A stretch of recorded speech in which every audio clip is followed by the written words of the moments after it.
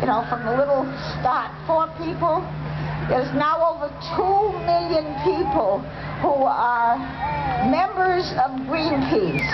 And they don't belong to any corporations or any countries or anything. They're individual contributors. And they're in Greenpeace offices in 40 countries. Now Greenpeace has an ocean division. They have 7 ships.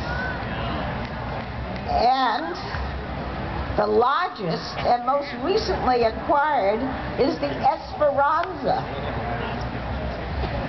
which has a helicopter pad and a submarine. And it is on a voyage to Amchitka. And my daughter, Barbara, is flying to Alaska on Wednesday to join the ship on its voyage.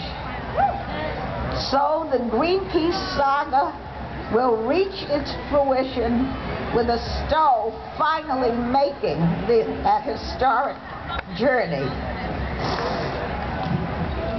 Since the Volcano Festival celebrates music and social justice, the experience of Greenpeace and the benefit concert, which enabled the beginnings of a worldwide movement with its roots in British Columbia, signifies that changes can happen in people's